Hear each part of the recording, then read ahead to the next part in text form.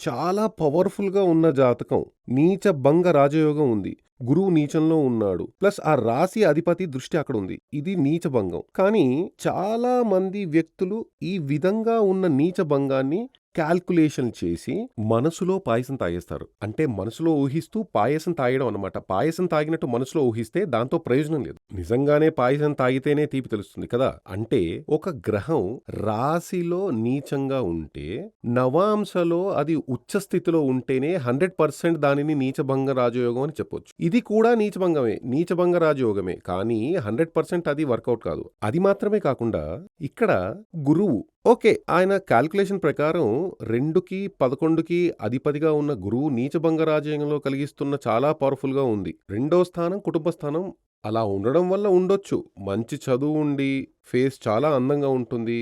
ఫిజికల్‌గా చాలా అందంగా ఉంటాడు. సరే అదంతా ఓకే.